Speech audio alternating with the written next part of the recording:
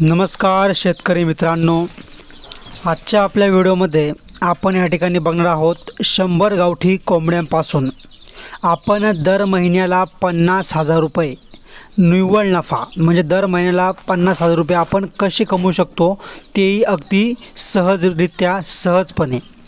आणि यामध्ये आपण कोंबड्यांना लसीकरण पण करणार आहोत, योग्य प्रतीचं खाद्य पण देणार आहोत आणि या ठिकाणी प्युअर गावठी कोंबड्यांपासून या ठिकाणी आपण 50,000 महिन्याला कसे कमवणार आहोत हे आजच्या व्हिडिओत बघणार आहोत। सविस्तरपणे माहिती घेणार आहोत।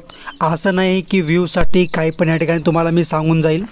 या ठिकाणी प्रत्येक पॉईंटचा या ठिकाणी तुम्हाला प्रत्येक गोष्टीचा हिशोब, प्रत्येक पॉईंट तुम्हाला नीट समजून सांगणार आहे। त्यामुळे हा व्हिडिओ शेवटपर्यंत नक्की बघा। आणि बघा, आपण या ठिकाणी खूप मेहनतीने हा व्हिडिओ बनवतोय, त्यामुळे लगेच आपल्या व्हिडिओला लाईक करा। आणि असेच व्हिडिओ आपण या ठिकाणी दररोज आणत असतो।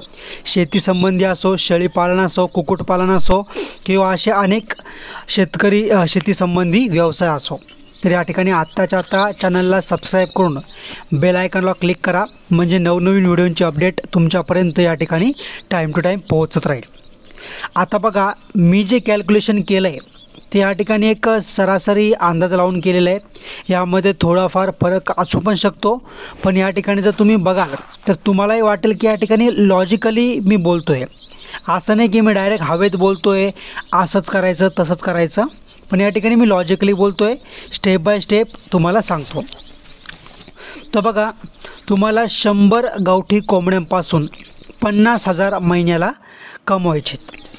आता या अगोदर मी 2-3 गोष्टी क्लिअर करून देतो। बघा, आता जर तुम्हाला 20, 25, 30 हजारची नोकरी पाहिजे किंवा जॉब पाहिजे, तर त्यासाठी आपण काय करतो, आपल्या आयुष्याचे 20, 25, 30 वर्ष या ठिकाणी काय करतो, तर त्या नोकरीसाठी आपण अभ्यास करत असतो किंवा शिक्षण घेत असतो। म्हणजे 20, 30, 40 हजारच्या नोकरीसाठी आपण निम्म आयुष्य किंवा 20-30 वर्ष आपण या ठिकाणी वाट बघतो, बरोबर आहे। त्याच्या पुढची गोष्ट घ्या, आपण एका चांगल्या जॉबसाठी जर कोणी इंजिनिअरिंग करत असेल किंवा डॉक्टरकी करत असेल, तर साहजिक आहे त्याला 5 ते 6 वर्ष तरी या ठिकाणी द्यावं लागतात। तेव्हा जाऊन त्याला खूप कमी प्रमाणात जर आपण बघायचं गेलं तर खूप कमी लोकांना 20-25 हजार रुपये पगार या ठिकाणी भेटतो, तेही दुसऱ्यांच्या कंपनीत जॉब करून, बरोबर। पण या ठिकाणी तुम्हाला थोडंफार वाट बघायला लावणार आहे, पण ती वाट तुम्हाला एकदाच बघायची आहे। आता या गोष्टी तुम्हाला क्लिअर केल्या, जर तुम्हाला 20-30 हजाराच्या नोकरीसाठी तुमचं निम्म आयुष्य किंवा 20-1 वर्ष वाट बघायला लागते आहे, तर 6-7 महिने असेल ते या ठिकाणी तुमच्यासाठी काहीच नाही आहे, कारण की 6-7 महिने असे निघून जातात, समजणार पण नाही, पहिली गोष्ट। दुसरी गोष्ट, या ठिकाणी जर तुम्ही बघाल तर एखादा व्यक्ती 10-20 लाख रुपये इन्व्हेस्टमेंट करून एखादा बिझनेस खोलतो आणि त्यापासून जर त्याला 30-40 हजार रुपये किंवा 50,000 रुपये महिन्याला मिळत असाल, त्या ठिकाणी खूप मोठी गोष्ट वाटते, बरोबर। म्हणजे जर तुम्ही 10-20 लाख रुपये गुंतवत आहे आणि जर तुम्हाला 50,000 रुपये मिळत आहे, तर साहजिक आहे प्रत्येकाला चांगलं वाटतं। पण या ठिकाणी मी तुम्हाला थोडीशी इन्व्हेस्टमेंट करायला लावतो आहे, मी तुम्हाला 1 लाखाच्या आसपास इन्व्हेस्टमेंट असणार आहे किंवा त्यापेक्षा देखील कमी असणार आहे। पण या ठिकाणी तुम्हाला जितकी इन्व्हेस्टमेंट तुम्ही करताय तितके पैसे तुमचे काही महिन्यातच पुरेपूर वसूल होत आहे, बरोबर। म्हणजे प्रॉफिट मार्जिन या ठिकाणी तुम्हाला जास्त आहे। आता बघा, मेन मुद्दा आपला काय करायचं आहे, 100 प्युअर गावठी कोंबड्या आणायच्या आहेत। आता ह्या प्युअर गावठी कोंबड्या कशा आणायच्या आहेत, की आपल्याला 15 दिवसाच्या आणायच्या आहे, महिन्याच्या आणायच्या आहे, का कशा आणायच्या आहे, तर आपल्याला काय करायचे, 6 ते 7 महिन्याच्या प्युअर गावरान निरोगी सुदृढ लसीकरण झालेल्या कोंबड्या आणायच्या आहेत। किती, तर या ठिकाणी 100 गावठी कोंबड्या आणायच्या आहेत। त्यासोबतच आपल्याला 20 प्युअर अस्सल गावरान कोंबडे, तेही अगदी निरोगी लसीकरण झालेले या ठिकाणी कोंबडे आणायचे। किती आणायचे, तर या ठिकाणी 20 आणायचे, बरोबर। आता आपल्याकडे 100 गावठी कोंबडे आहेत, 20 गावठी कोंबडे आहेत। आता आपला बिझनेस या ठिकाणी सुरुवात झाली। आता बघा, या ठिकाणी 100 गावठी कोंबडे आहेत, बरोबर। आता 100 गावठी कोंबड्यांपासून आपल्याला सरासरी एका महिन्यामध्ये जर आपण इथं हिशोब काढाल तर बघा जर 30% यांचा रेशो असतो 25 ते 30%. जर 100 कोंबड्या असतील तर 25 ते 30 अंडे दिवसाला आपल्याला या ठिकाणी भेटणार आहेत. जर आपण या ठिकाणी अंदाजा काढला तर बघा सरासरी आपल्याला काय करायचं आहे की 100 कोंबड्यांपासून म्हणजे 100 कोंबड्यापासून जी कोंबडी महिन्याला समजा एक अंदाजा काढला आपण, जर कोंबडी महिन्याला 20-21, काही कोंबड्या 15 देतात, काही कोंबड्या 20 देतात, काही कोंबड्या 21 अंडे देतात, पण सरासरी आपण 15 ते 20 एका कोंबडीने अंडे दिले 1-2 महिन्यामध्ये, बरोबर. आपण काय करायचे, प्रत्येक कोंबडीखाली या ठिकाणी 20-20 अंडे ठेवायचे आहेत. काय, प्रत्येक कोंबडीखाली या ठिकाणी 20-20 अंडे ठेवायचे आहेत. हा जो महिन्याचा अंतर आहे या ठिकाणी 1-2 महिने सुद्धा तुम्हाला लागू शकता, कारण की तितके अंडे तुम्हाला जमा करायला या ठिकाणी वेळ पुढं मागं होऊ शकतो, बरोबर. त्यातही तुम्हाला ते अंडे ठेवायचे जे फर्टाईल अंडे आहेत, म्हणजे कोंबड्यासोबत मीटिंग करून किंवा म्हणजे कोंबड्यासोबत जेव्हा त्यांनी मीटिंग केली आणि त्यानंतर जे अंडं आलेलं आहे, म्हणजे कोंबड्यापासून जे कोंबडीला अंडं मिळालं आहे ते अंडं तुम्हाला पाहिजे. कारण की काय होतं, कोंबडी बिना कोंबड्याचीही काही अंडे देते पण त्यातून पिल्ले निघत नाही. तुम्हाला काय करायचं आहे, जेव्हा कोंबड्याखाली जाते त्यानंतर जे अंडे निघतं ते अंडे तुम्हाला ठेवायचे. आता बघा, तुम्ही 20 अंडे एका कोंबडीखाली ठेवली, बरोबर. त्यानंतर त्यातून 5 अंडे खराब निघाले किंवा गंदे निघाले, बरोबर. आपण खूप कमी निघतील किंवा जास्त निघतील, पण आपण या ठिकाणी 5 अंडे पकडले सरासरी. त्यानंतर त्या 20 अंड्यातून 21 दिवसानंतर 15 पिल्ले बाहेर निघतील, साहजिक आहे. आता 15 पिल्ले निघाल्यानंतर लगेच अथवा काही दिवसांनी या ठिकाणी 30% आपण मरतूक पकडली. किती, 30-33% आपण या ठिकाणी मरतूक पकडली, म्हणजे वरचे 5 पिल्लं जे आहेत या ठिकाणी मृत्यू पावले, मरण पावले. आता आपल्याला प्रत्येकी कोंबडी 10-10 पिल्लं जे निरोगी असतील, सुदृढ असतील आणि प्रत्येक कोंबडीजवळ आपल्या 10-10 पिल्ले असतील. आपल्याकडं होत्या 100 प्युअर गावठी कोंबड्या, बरोबर. आता प्युअर गावठी कोंबड्या होत्या आणि त्या प्रत्येकीकडं 10-10 पिल्लं आहेत. जर आपल्याकडं 100 × 10 केलं म्हणजे जर 10 पिल्लं प्रत्येकीकडे आहेत, तर असे आपल्याकडं टोटल 1000 प्युअर गावठी कोंबडीचे पिल्ले आहेत, तेही गावठी पद्धतीने तयार केलेली, बरोबर. आता हे जे गावठी पिल्ले आहेत, बरोबर, गावठी कोंबडीचे जे पिल्ले आहेत त्यांचा आपल्याला सांभाळ करायचा आहे. म्हणजे जर 1 ते 2 महिने या ठिकाणी कोंबडीने पिल्ले काढायला दिले असतील तर पुढचे 5 ते 6 महिने काय करायचं आहे, त्यांचा सांभाळ करायचा आहे. म्हणजे काय करायचं आहे, त्यांच्या ब्रूडिंगची व्यवस्था करायची आहे. दर 7 दिवसाला असेल, गंबोरा असेल, लासोटा असेल, आर्टुबिया असेल किंवा देवी रोगावरती इलाज असेल, त्यानंतर कोरायजा असेल, असे अनेक प्रकारचे रोग असतात, त्यांच्यावरती लसीकरण असते. त्यानंतर कोर्सुलिन THची दर 15 किंवा 10 दिवसाला फवारणी करायची असते. शेडमध्ये चुना टाकायचा असतो. अशी जी सर्व प्रोसेसिंग तुम्हाला या ठिकाणी करायची आहे, जेणेकरून तुमच्या फार्ममध्ये, तुमच्या शेडमध्ये अजिबात कोणत्याही प्रकारचा रोग या ठिकाणी तुम्हाला बघायला भेटणार नाही. म्हणजे तुमचे सर्व पिल्लं, म्हणजे जे 15मधून 5 आपण मरतूक पकडली आणि त्यानंतर जे 10 जे तुमची पिल्लं होती ती या ठिकाणी कोणत्याही प्रकारचं त्यांचं नुकसान होता कामा नये. असे करून आपल्याकडे 1000 पक्षी तयार झाले. आता त्यानंतर, आणि हो, बऱ्याच लोकांना या ठिकाणी डाऊट असेल किंवा शंका असतील, प्रश्न असेल, त्यांनी कमेंट करा. तुम्हाला कोणता डाऊट असेल शेडबद्दल किंवा या ठिकाणी लसीकरणाबद्दल, तर तुम्ही कमेंट करा. मी त्यावरती बरेच या ठिकाणी येणाऱ्या काळात व्हिडिओ बनवणारच आहे, तर तुम्ही कमेंट कराल तितक्या लवकर मी व्हिडिओ आणणार आहे. आणि जर नवीन असाल चॅनलवर तर आत्ताच्या आत्ता चॅनलला सबस्क्राईब करून बेल आयकॉनला क्लिक करा, कारण की आपण असेच महत्त्वाचे व्हिडिओ नेहमी आणणार आहोत. आता आपल्या मुद्द्याकडे वळूया. तर आपल्याकडे 1000 कोंबडीचे पिल्ले झाली. आता 1000 कोंबडीचे पिल्लांसाठी खाद्य किती लागणार, बरोबर. कारण की बरेच लोक काय करतात की फक्त नफा सांगून जातात, पण या ठिकाणी खर्च या ठिकाणी प्रॉपर सांगत नाही. त्यामुळे काय होतो, खेळ फसतो. तर आपण सांगतोय की गावठी कोंबडीला 1 किलो होईपर्यंत सरासरी 3 ते 4 किलो खाद्य या ठिकाणी लागते, बरोबर. आता बघा, विकत्रीचं जर आपण खाद्य घ्यायला गेला तर 30 ते 35 रुपये किलोच्या आसपास या ठिकाणी खाद्याचा भाव चालू आहे। आता जर प्रत्येक कोंबडीला 4 किलो खाद्य लागत असेल तर या ठिकाणी आपण 3 किलो जे खाद्य आहे ते या ठिकाणी आपण विकत्रीचं जरी टाकलं, बघा आता ह्यामध्ये सुद्धा भरपूर प्रकार आहेत। तुम्हाला यावरती देखील एक सेपरेट व्हिडिओ बनल खाद्य नियोजनासाठी। यामध्ये भरपूर झाडे आहेत, तर तुम्हाला याच्यावरती व्हिडिओ पाहिजे असेल तर ते देखील मला सांगा कमेंटमध्ये। तर बघा आमचं जे शेड आहे यामध्ये 50 ते 60% आमचं घरगुती चारा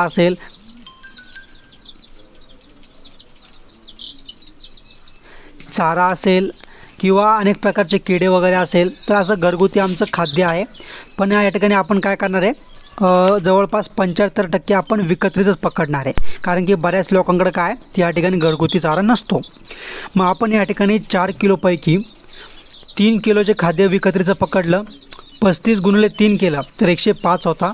तर आपण राऊंड फिगर सरासरी 100 रुपये प्रति कोंबडी म्हणजे प्रति पिल्लू या ठिकाणी खाद्याचा विकत्रीचा खर्च पकडू।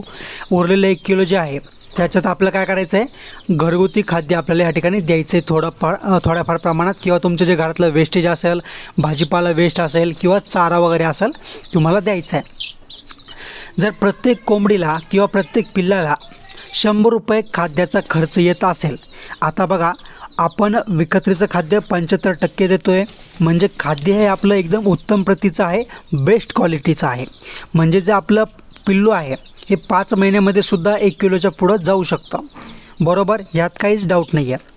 म्हणजे आपण या ठिकाणी प्रत्येक पिल्लामागं 100 रुपये खाद्याचा खर्च पकडला आणि आपल्याकडे आहेत 1000 पिल्ले, म्हणजे बरोबर 1000 पिल्ले आहेत। जर आपण 1000 गुणिले 100 केलं म्हणजे 1000 पिल्लांचा आपण खर्च या ठिकाणी काढला तर जवळजवळ 1 लाखाच्या आसपास या ठिकाणी खाद्य खर्च जातो आहे, बरोबर। हा खर्च तुम्ही आणखी कमी करू शकता, जसे मी तुम्हाला सांगितलं तुम्ही अर्ध बंदिस्त करू शकता किंवा घरगुती चाऱ्याची व्यवस्था करू शकता। तर एक खूप मोठा टॉपिक आहे, जर तुम्हाला व्हिडिओ पाहिजे तर कमेंट करा। तर बघा 1000 पिल्लांना 1 लाख रुपयाचा खाद्य खर्च आला, 1 किलोच्या 1 ते 1.5 किलोच्या आसपास होईपर्यंत, बरोबर। त्यानंतर 1000 पक्ष्यांना 10 ते 20,000 रुपये या ठिकाणी लसीकरणासाठी लागला, ज्यामध्ये लसीकरण आलं, त्यांचं वॉटर सॅनिटायझर आलं, त्याचप्रमाणे चुना असेल, त्यानंतर तूस असेल, कोर्सुलिन THची फवारणी असेल, हा सर्व खर्च या ठिकाणी आपण 20,000 पकडला। आता झाला 1,20,000 रुपये खर्च। आता बरेच लोक म्हणतील की सर असा पण खर्च असतो की जो अचानक येतो किंवा जो आपण या ठिकाणी नकळत येतो, कधी पण येतो किंवा आपण ज्यात पकडत नाही। तर अशा खर्चासाठी आपण प्रति महिना 10,000 रुपये एक्स्ट्रा पकडून चालतो आहे, ज्यामुळे तुमचं लाईट बिल असेल, ज्यामुळे तुमचं जर एखादा बल्ब उडाला किंवा तुम्हाला ने आण करण्यासाठी तुमच्या गाडीत पेट्रोलचा खर्च असेल किंवा असे अनेक प्रकारचा खर्च असेल, ज्यामुळे तुमचा जर कागद फाटत असेल किंवा तुम्हाला अचानक काही लेबर लागत असेल, असा सर्व खर्च तुम्ही किती जरी खर्च केला तर 10,000 महिन्याला एक्स्ट्राचा खर्च आपण होऊ शकत नाही, पण तरी आपण पकडला आहे। असे करून 6 महिन्याचे या ठिकाणी आपण 60,000 पकडले। 1,20,000 आपला खर्च आणि 60,000 एक्स्ट्राचा खर्च, असं करून आपण काय केलं आहे 1,80,000 रुपये 1000 पक्ष्यांसाठी खर्च आपण मानून चालू किंवा पकडून चालू, बरोबर। आता आपण विक्री केल्यानंतर या ठिकाणी आपल्याला किती रुपये येत आहे ते आपल्याला या ठिकाणी बघायचं आहे। आता बघा आपल्याकडे आहेत 1000 पक्षी, म्हणजे गावठी प्युअर गावठी कोंबडे आहेत, पक्षी आहेत आपल्याकडे 1000। आता बघा यातील आपण प्रमाण बघूया। जर आपण एक सरासरी अंदाज काढला तर यातील 60% कोंबड्या असतील आणि 40% हे कोंबडे असतील, बरोबर। आता आपण काय केलं आहे, जर आपल्याकडं 1000मध्ये 60% म्हणजे 600 कोंबड्या आणि 400 कोंबडे। आता एक कोंबडीचा जो रेट आहे, जो मी स्वतः विकतो, जो आहे 400 ते 500 रुपयाच्या आसपास। जर कोंबडी निरोगी असेल तर त्यासाठी तुम्हाला वॅक्सिनेशन किंवा लसीकरण गरजेचं आहे।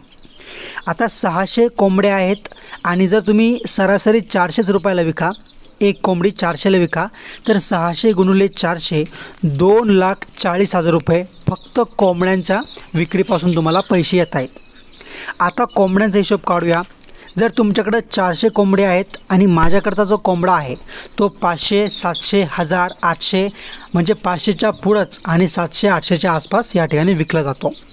जरी तुम्ही तुमचा कोंबडा 600 रुपये सरासरी भावाने पकडला तर 400 गुणिले 600 2,40,000 याचे पण तेवढेच होतात। जर आपण 2,40,000 अधिक 2,40,000 रुपये कोंबडा आणि कोंबडीचे एकत्र केले तर 4,80,000 रुपये आपला टोटल विक्रीपासून मिळालेला पैसा असणार आहे। आता त्यातून आपण काय करणार आहे, 1,80,000 रुपये आपला खर्च यातून वजा करणार आहे। आता तुम्ही म्हणशाल की सर तुम्ही शेडचा खर्च पकडला नाही, तुम्ही या ठिकाणी जाळी असेल, पत्रे असेल किंवा बाकीच्या गोष्टी असेल त्याचा खर्च का पकडला नाही? तर बघा मित्रांनो, हा जो खर्च आहे हा आपला वन टाईम खर्च आहे। काय आहे? हा आपला वन टाईम खर्च आहे। आपल्याला हा खर्च एकदाच करावा लागणार आहे।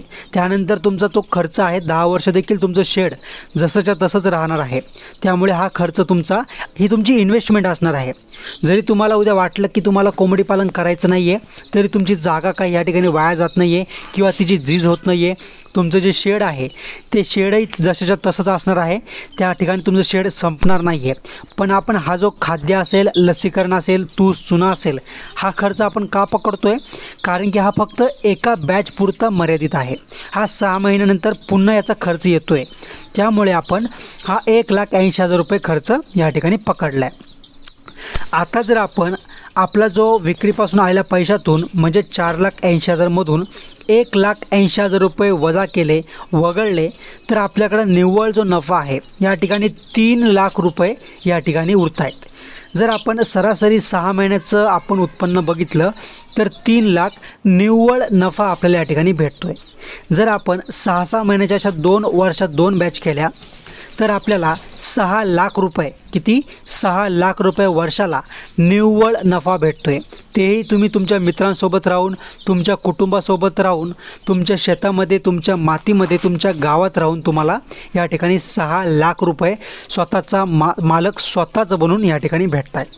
बघा, बरेच विद्यार्थी किंवा बरेच लोक या ठिकाणी 6,00,000चं पॅकेज मिळवायला तरसत आहेत किंवा खूप मुश्किलीने त्यांना या ठिकाणी 6,00,000चं पॅकेज भेटतं आहे। पण या ठिकाणी बघा, तुम्हाला तुमच्या शेतामध्ये राहून 6,00,000 वर्षाला उत्पन्न मिळतं आहे। जर तुम्ही ह्याचं महिन्यानुसार अंदाजा काढाल तर 6/12 करा। जर तुम्ही 6/12 केलात तर 50,000 रुपये प्रति महिना, बघा 50,000 रुपये प्रति महिना तुम्हाला तुमच्या गावात, तुमच्या शेतात राहून भेटतो आहे। म्हणजे थोडक्यात बघा, हे आहे उद्योग किंवा व्यवसाय करण्याचा फायदा। फक्त यासाठी किती, की हे जे तुम्हाला आकडे मी तोंडी सांगतो आहे, कागदावर सांगतो आहे, तर हे ॲक्च्युअलमध्ये म्हणजे ऐकायला खूप भारी वाटतं, पण जर तुम्ही खरोखर करायला गेलात तर याला खूप गोष्टी गरजेच्या आहेत। जसे की तुम्हाला टायमिंग गरजेचं आहे। जर तुम्हाला उद्या फवारणी करायची असेल तर तुम्हाला केलीच पाहिजे। उद्या तुम्हाला जर डोस द्यायचा असेल किंवा तुम्हाला लसीकरण करायचं असेल तर तुम्हाला ते दिलं गेलंच पाहिजे। तुम्हाला रोज पाण्याची भांडी धुवायची आहे तर ती धुतली गेलीच पाहिजे किंवा त्यांना खाद्याचं नियोजन या ठिकाणी केलं गेलंच पाहिजे। यामुळे तुम्हाला दिरंगाई करता अजिबात चालणार नाही। त्या ठिकाणी तुम्हाला टायमिंगशी एकदम पक्कं राहावं लागेल। सोबतच या ठिकाणी तुम्हाला व्यवहाराशी व्यवहार ठेवावा लागेल। अशा भरपूर गोष्टी आहेत ज्या तुम्हाला येणाऱ्या काळात संपूर्णपणे मी आपल्या यूट्यूब चॅनलवर तुम्हाला दाखवणार आहे। त्यामुळे तुम्ही काय करायचं आहे, आत्ताच्या आता सर्वांनी खाली सबस्क्राईबचं बटन असेल, लाल किंवा काळ्या सफेद रंगामध्ये असेल, त्या सबस्क्राईब बटनला क्लिक करा। त्यानंतर बेलच्या किंवा घंट्याच्या बटनवर क्लिक करा। त्यानंतर ऑलवर सिलेक्ट करा, म्हणजे नवीन व्हिडिओंची अपडेट तुम्हाला लवकरात लवकर भेटेल। त्यानंतर खूप मेहनत लागते, खूप बोलावं लागतं, खूप समजून सांगावं लागतं, खूप रिसर्च करावी लागते। त्यामुळे मित्रांनो, या ठिकाणी आपल्या व्हिडिओला एक लाईक नक्की करा। लाईक करायला पैसे नाही लागत, त्यामुळे आत्ताच्या आत्ता लाईक करा। तुम्ही कोणत्या जिल्ह्यातून हा व्हिडिओ बघत आहात या ठिकाणी मला कमेंटमध्ये तुम्ही सांगायला अजिबात विसरू नका। धन्यवाद।